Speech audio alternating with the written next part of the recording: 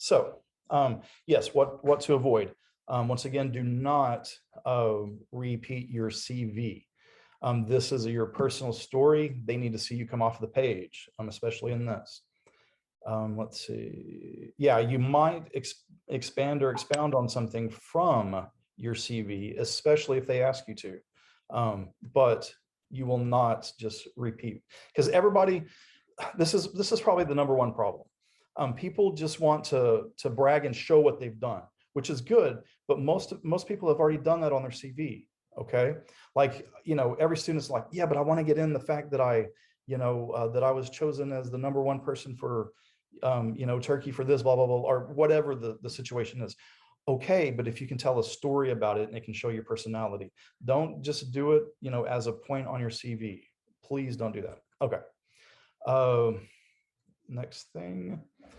Okay. Can I ask something about this? Of course. Yeah, so yeah, you talked about how we shouldn't write the same thing as our CV, but like from the examples that we read, for example, the University of Amsterdam one, it was simply like the person talked about the programs and internships. I don't exactly remember he or she did. And it looked like he was repeating the CV itself. Like, to what extent we can or we can't do that? Right. So yeah. So especially it's a bit different with the motivational letters, but anything that it's perfectly fine if you take something off that CV, but it has to show how you're using that to explore your field and how it's going to help you later in your career. Okay.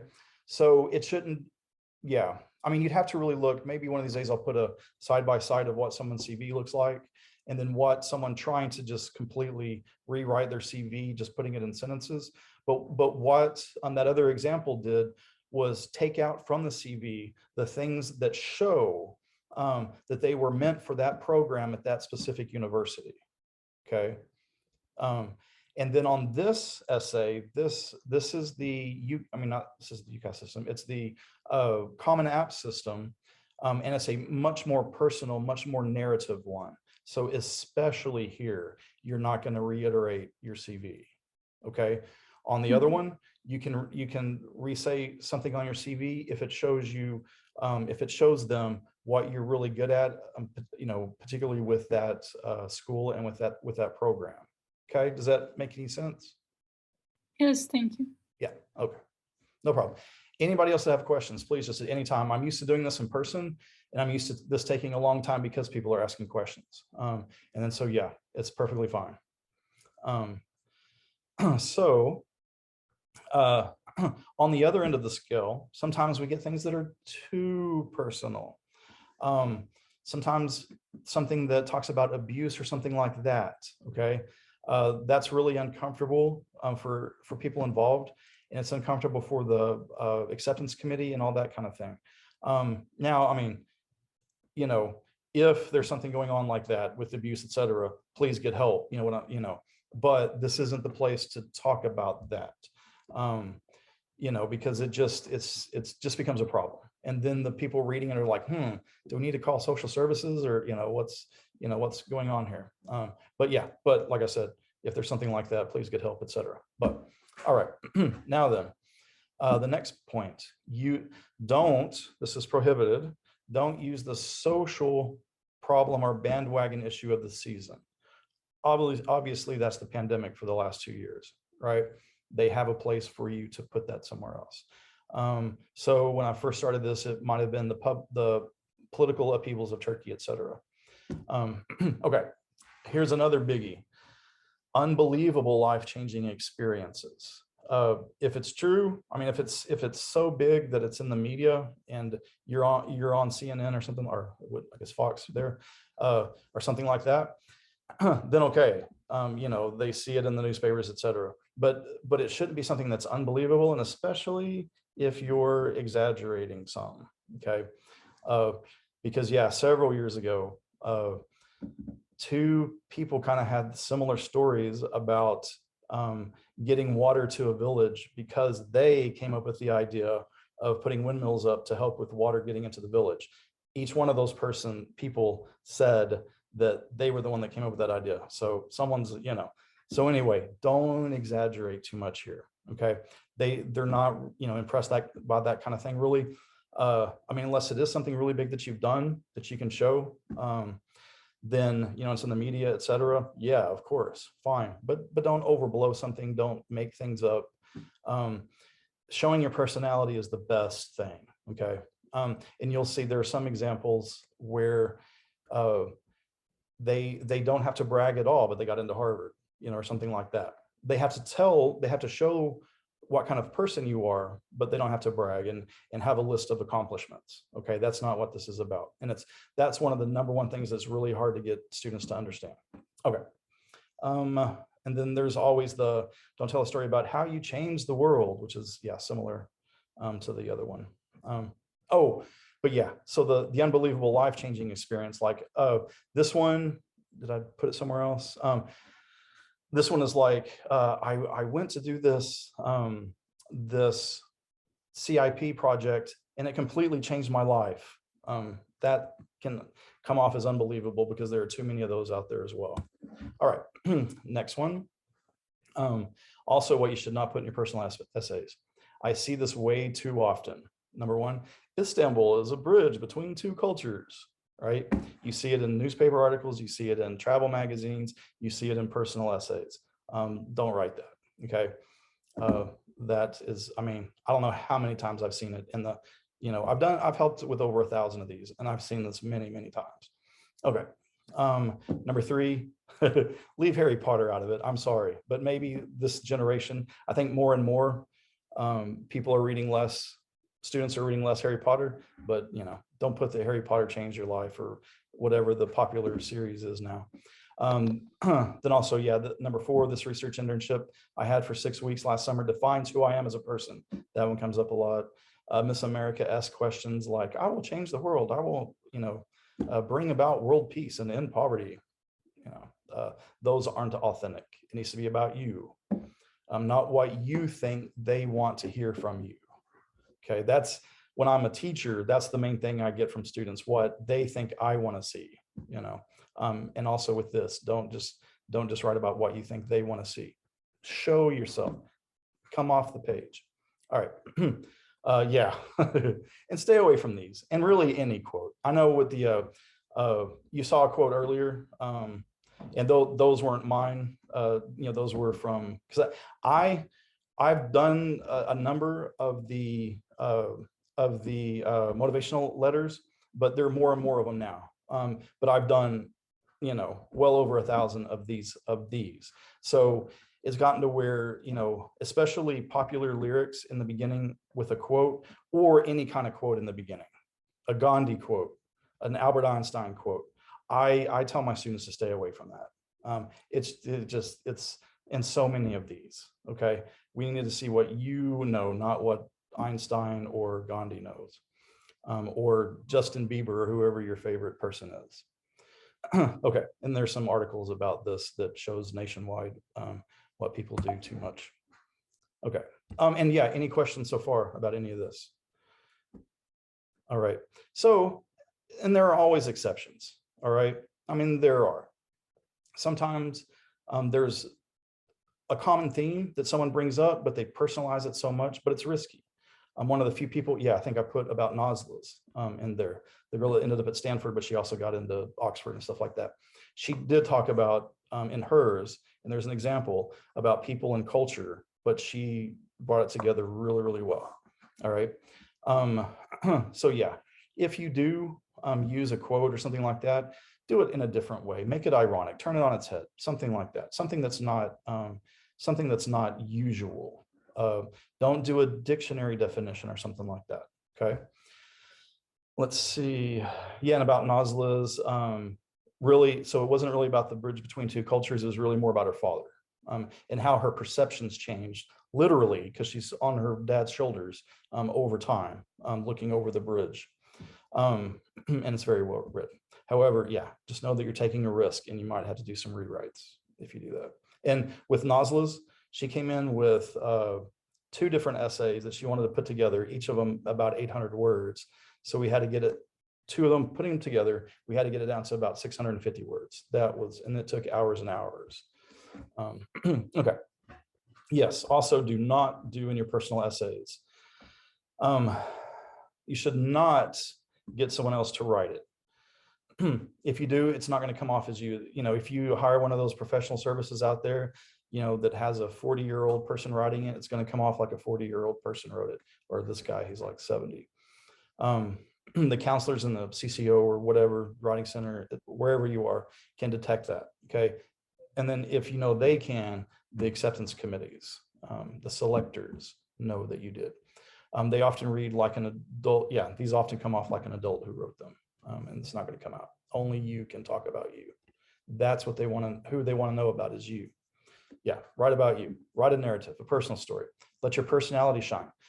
Yeah, but don't, I need to start adding this one because this last season, a lot of people, they didn't write they wrote a story, but it wasn't enough about themselves. So it's not a story about someone else. It's a story about you that shows who you are as a person. Yeah.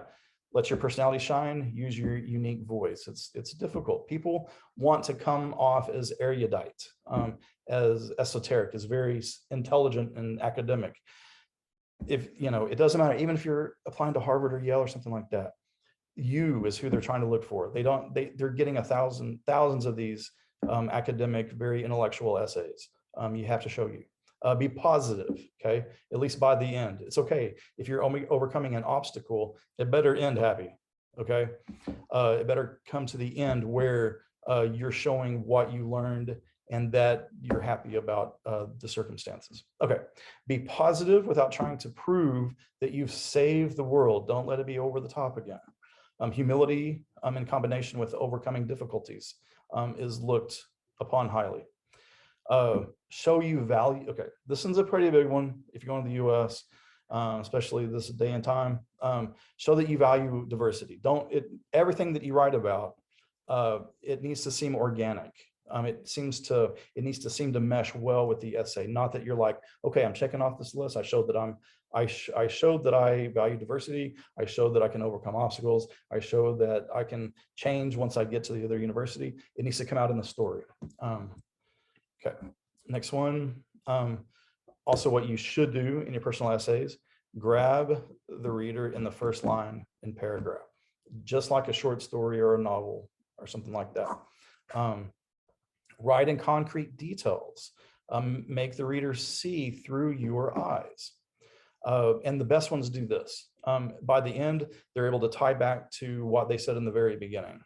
Tie back to your opening paragraph within the conclusion. However, don't overstuff the essay. Don't try to answer all the prompts in one. Best essays subtly tie in some accomplishments, etc., but they are done tastefully and subtly. Your essay should never read like a list. And yeah, you'll see some examples in a bit.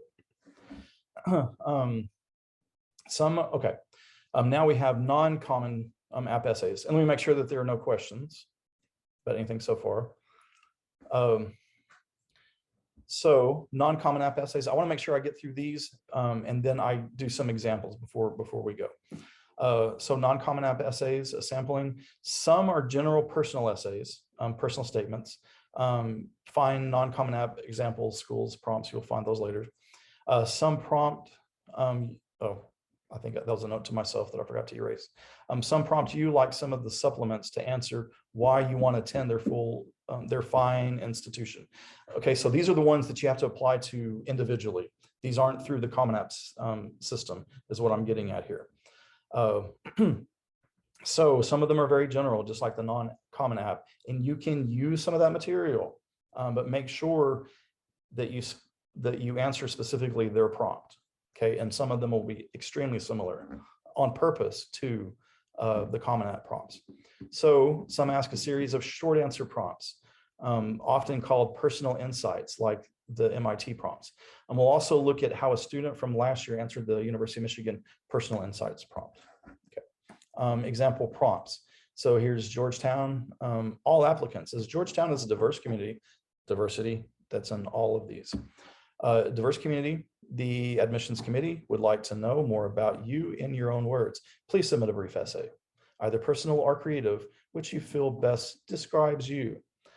So here's where make yourself shine. And yeah, somehow you have to kind of put in your being cool with the diverse community, right? But it shouldn't be inauthentic. It should be authentic. Just like with most of the Common App prompts, these schools are wanting to know more about you. But yeah, show us your uniqueness, and it's okay to be odd, different. Show your unique voice. Okay. Some will have mandatory essays. They'll say something like, essay 1, explain your interest in the major you selected and describe how you recently explored or developed this interest. So this is a lot like the motivational letters, right? If you're applying to the Division of General Studies, explain your academic interests and strength for future career goals. Look, 300 to 400 words. These become really hard, especially after you've written some other essays. You have to limit these. Essay 2, if you select a second choice major other than Division of General Studies on your application, write a second essay. Okay. MIT's 5 questions. Here those are. We'll just read a couple of these, show you how quirky they are. We know you lead a busy life full of activities, many of which are required of you. Tell us about something you do simply for the pleasure of it. Why does MIT appeal to you, et cetera, et cetera. Number 4, describe the world you come from. So there's your community once again. So with this one, if you wrote a Common App essay about the community you came from and how it shaped you, you could pare that one down and use it here, right? All right. And yeah, so the supplementals now. So the supplementals, individual universities, even if you're through the Common App, in their little box, whenever you do the Common App system, they're going to ask you these, right? And you can regurgitate some of these, but you have to make it specific. So almost every school you apply to require these 135 words actually to 550 words. They require them because they want to know if you'd be a fit for them and they for you, if you are aware of what their university is all about, academically, socially, philosophically. Like Babson versus Bennington, that's a big difference. Babson, very entrepreneurial. Bennington is a small liberal arts college. They have very different philosophies. 3, if you have studied up on what focus they have within departments, et cetera, concerned about research, internships, special programs. If you have something to offer them intellectually, academically, collegially, philosophically, et cetera. So pay really close attention. You have to answer. Don't look at one of these and say, oh, this is where I can fit in this other stuff that I wanted to talk about. No, answer their exact question. That's an easy way for them to reject your application. Okay, supplements continue. So if you need to visit their yes, you need to visit their websites and look at what other people have said about it, what their departments are all about, what their school culture is like, what laboratories they have, et cetera. You need to know what fields of study, et cetera, et cetera, et cetera. Find out what else the specific departments in school at large have to offer you. Yeah, it's often an opportunity to explain that you will be fine as an international student. You know, sometimes they'll ask this very specifically in a new, diverse environment. Okay, some more supplemental prompts. I have to sneeze if I can't. Number 1, please briefly elaborate on one of your extracurricular activities. There we go, excuse me. On your extracurricular activities. So here's something from your CV. They're saying, here's your chance. Elaborate this on from your CV. Number 2, College of Arts and Sciences. Describe 2 or 3 of your current intellectual interests.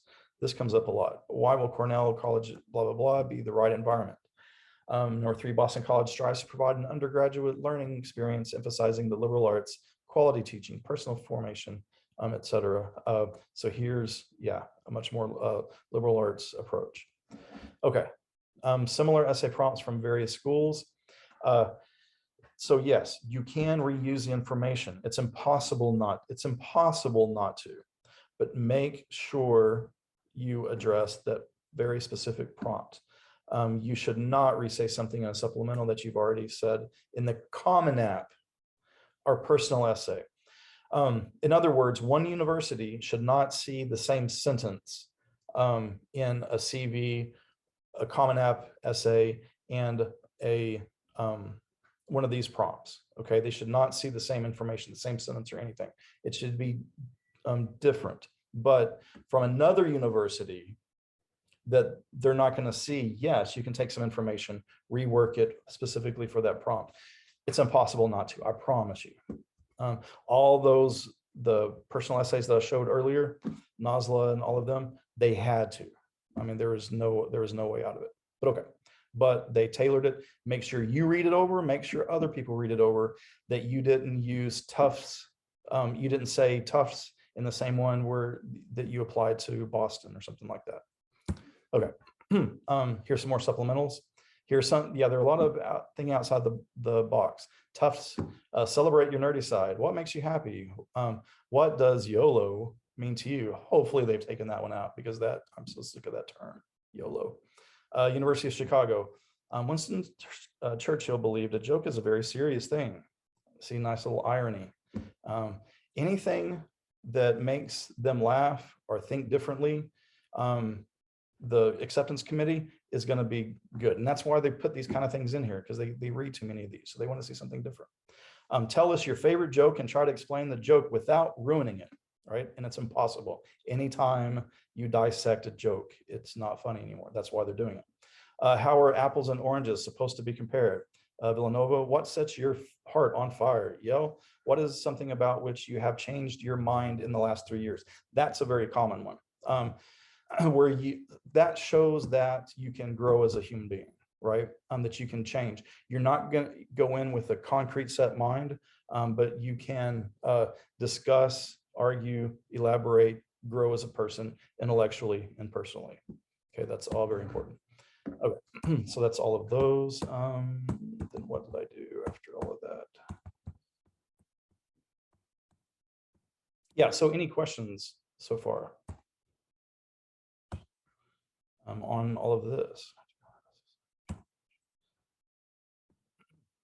Okay, if there aren't any, let's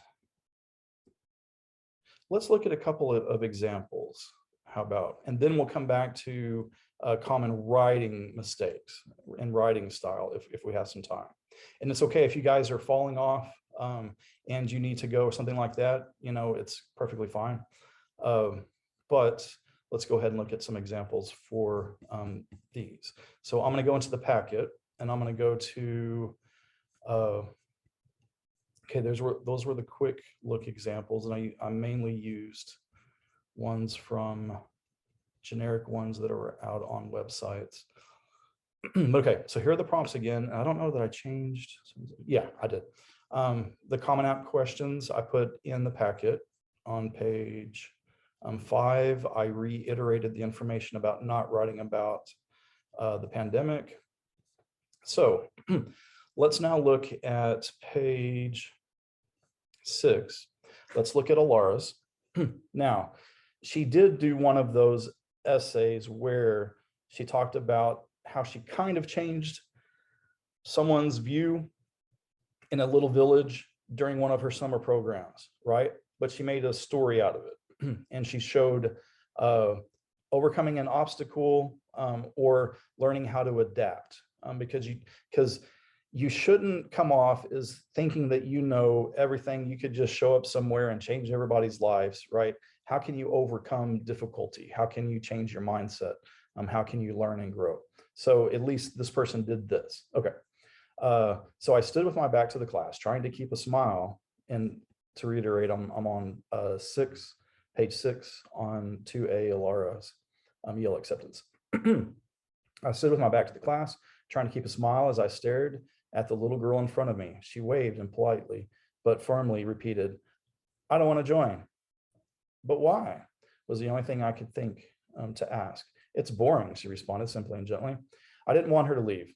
"You'll see that it's not if you just come and try," I said as softly as I could. Finally, she shrugged and sat back at her computer. See, very story-like, okay? But it's not going to be about another person. It's going to be about her and how she overcame a challenge. For the 3rd year in a row now, I was in Gordes.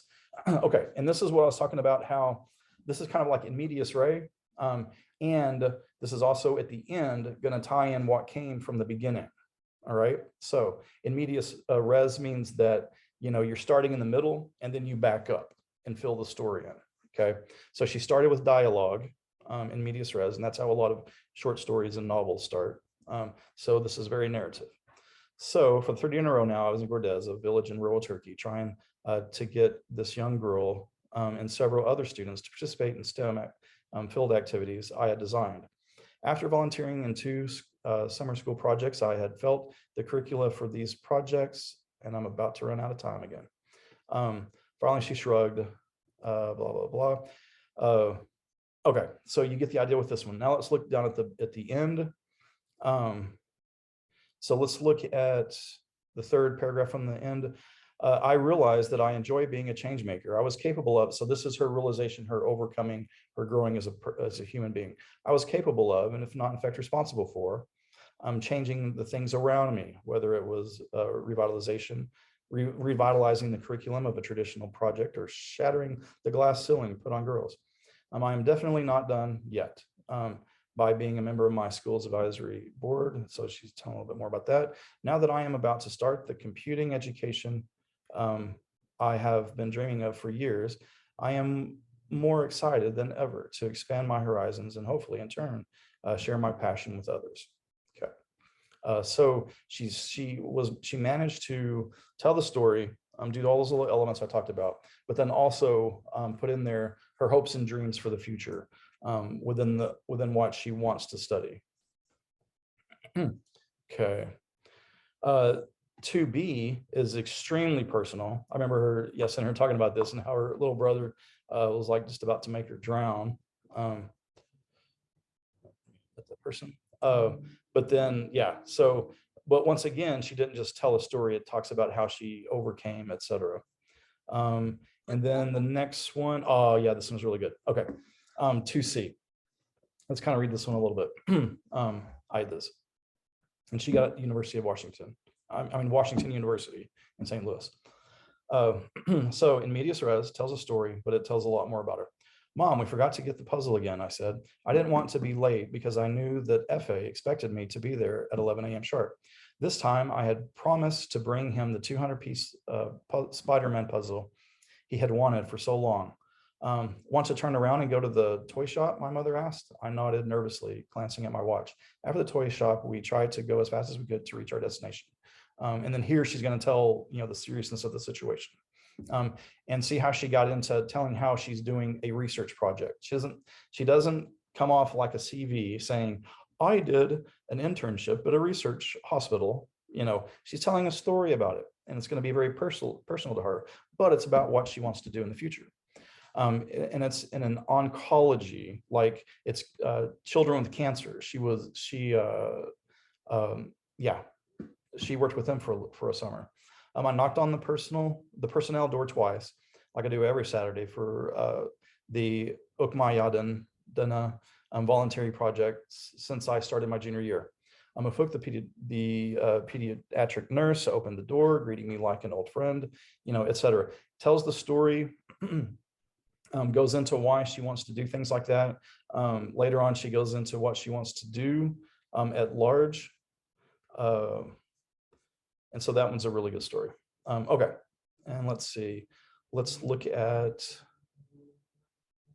Nazla's really quick. Let's look at a lot of beginnings. So here, with her UCAS, she did very intellectual ones, even though she still showed her personality. Notice how this one's much different. This shows a big difference between what you do with the UCAS and what you do with personal statements for the US.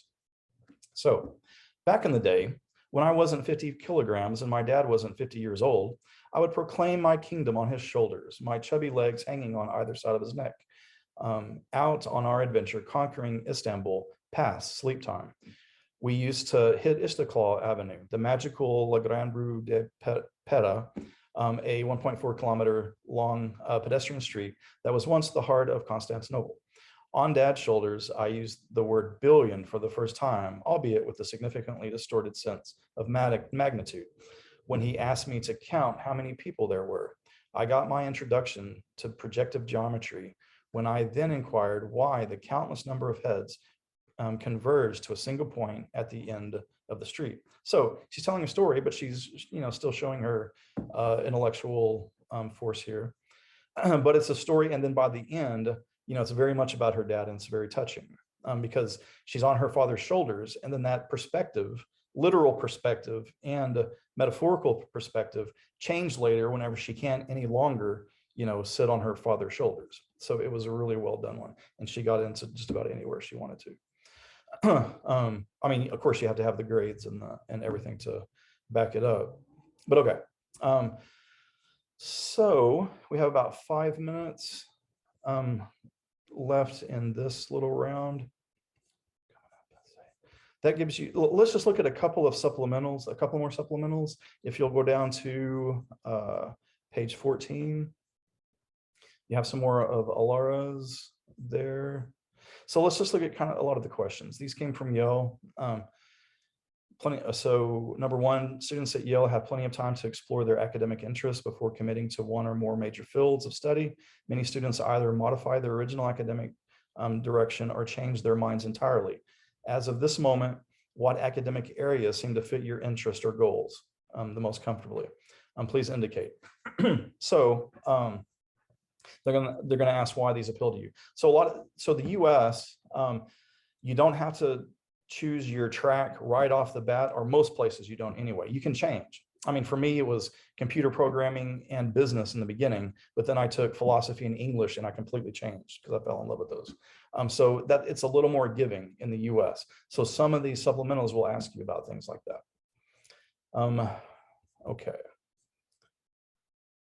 Well, let me ask you, I mean, I can spend probably about 20 more minutes going over the problems. We've looked at supplementals, we've looked at non-common app essays, we've looked at common app essays. I can go over more of the specific writing problems probably in about 20 minutes. So let me do this. I'll make this very easy for you. I'm gonna go ahead and because this is I need to move to something new and there's only a couple of minutes left. So I'm gonna go ahead and get off this 40-minute session, come back on, and what I'll cover when I come back are the specific problems of writing that most students run into. If you just want to read about that, if you aren't that interested, that's okay. Don't come back. It's completely fine. And if no one comes back, I'll know that you've seen all that you need to see so far, because you guys are too shy to, tell me, yes, I'm coming back. No, I'm not coming back. So I'll make it easy this way. So I'm going to get off. When I come back, if I still have students with me, I'm going to talk about very specific grammatical and vocabulary type problems that students run into a lot. I'll do that in about 20 minutes. I'll take about 20 minutes of time. Okay, not yet. Yes, you have a question. How can we access your slides? Not this package, but the one that you were going through? Yeah, so okay. That website that I put on the packet, the what I call it, collegeappessays.com, I will put a link from that. Or Eigel Hannum will send them out, but I will put that out there. Okay, thank you. You're welcome. Any more questions before I go? There's about a minute left or so. No more questions, specific questions? Okay. So I will go off, come back on. If no one is there, that's perfectly fine. If there are people still here, perfectly fine. I'll go through some specifics about writing. Okay, see you guys later.